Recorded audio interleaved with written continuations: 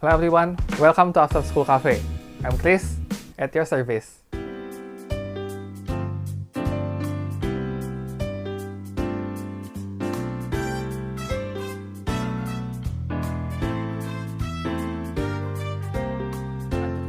Halo teman-teman, masih berhubungan dengan video minggu lalu. Hari ini kita akan membahas satu jenis jerawat yang menyerang teman-teman kita yang perempuan, yaitu jerawat yang terjadi sesaat sebelum menstruasi atau datang bulan. Ini merupakan kasus yang umum banget, dan aku yakin ada cukup banyak teman-teman perempuan yang pernah atau bahkan sering mengalami ini.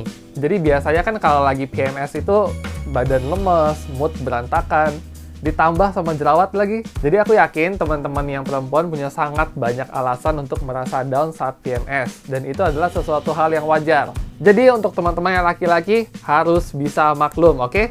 Kalau belum bisa maklum, makanya nonton video ini.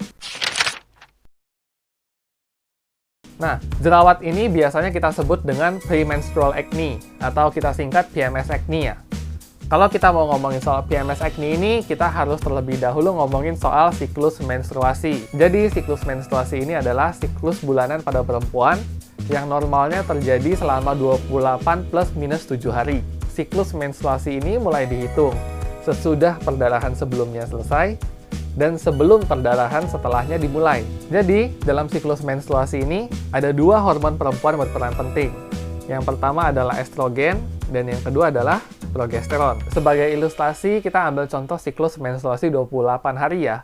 Jadi dalam setengah bagian pertama atau the first half, yaitu dari tanggal 1 sampai tanggal 13 kurang lebih, nah itu hormon yang akan tinggi adalah hormon estrogen. Pada fase inilah seorang perempuan terlihat lebih ceria, menyenangkan, menarik, pokoknya lebih cerah gitulah.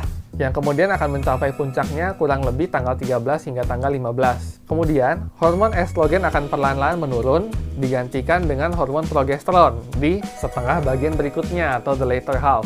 Lalu, kedua hormon ini akan perlahan-lahan mulai menurun dan mencapai titik terendahnya sesaat sebelum perdarahan dimulai.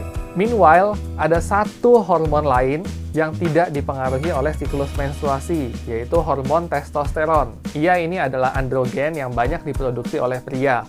Tapi wanita juga memproduksi hormon ini meskipun dengan kadar yang jauh lebih sedikit daripada pria. Jadi, di saat hormon estrogen dan progesteron mencapai titik terendah, kadar testosteron itu tetap konstan. Jadinya kadarnya itu lebih tinggi daripada estrogen dan progesteron.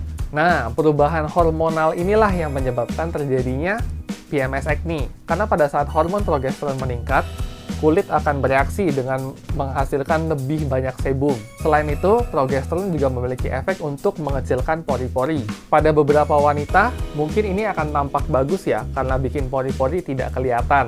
Tapi kalau misalnya dibarengi dengan produksi sebum yang meningkat, kan pori-pori yang mengecil bisa menyebabkan sebum itu terperangkap di dalamnya. Ditambah lagi, hormon testosteron juga memiliki efek untuk mengaktifasi kelenjar sebum, sehingga minyak yang diproduksi itu semakin banyak. Nah, minyak ini merupakan tempat kolonisasi favorit bagi P. acnes. Jadi, kalau ada pori-pori yang tersumbat oleh minyak, kotoran ditambah dengan kolonisasi P. acnes, jadinya apa teman-teman?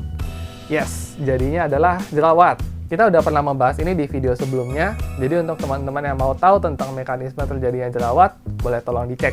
Lalu, apa yang bisa kita lakukan untuk mengatasi PMS acne ini? Jadi secara umum, PMS acne ini terjadi dalam 7 hingga 10 hari sebelum period dimulai dan akan membaik segera setelah perdarahan dimulai. Untuk mengobati jerawat yang lagi keluar itu, terapinya sama aja seperti yang udah kita bahas di video sebelumnya. Bisa dengan obat-obatan topikal yang mengandung BPO, tretinoin, dan antibiotik. Itu aja udah manjur banget. Tapi kalau dirasa sangat mengganggu dan terapi topikal aja nggak cukup, kita bisa melakukan pendekatan secara hormonal, karena ini adalah jerawat yang disebabkan oleh perubahan hormon kan. Jadi kita bisa memberikan pil KB, karena pil KB ini punya efek untuk meningkatkan kadar estrogen.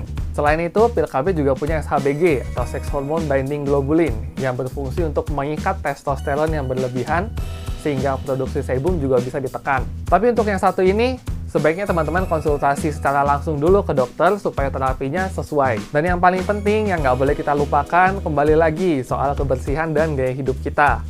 Makan makanan yang bergizi, istirahat yang cukup, jangan terlalu banyak stres, Lalu tangannya jangan pegang-pegang atau bahkan mencet jerawat, oke? Jadi kesimpulannya, PMS acne adalah kasus yang umum banget, dan ada banyak juga opsi terapi yang bisa kita pilih untuk mengatasinya. Untuk teman-teman yang sering mengalami PMS acne ini, kalau bisa jangan terlalu stres juga, karena kalau stres, jerawatnya bisa makin parah. Oke, sekian dulu untuk video hari ini. Mudah-mudahan bisa menjadi pelajaran untuk kita semua. Kalau teman-teman suka, boleh tolong like, subscribe, dan nyalakan loncengnya supaya teman-teman ternotifikasi kalau ada video baru. As always, stay bright and coffeetive.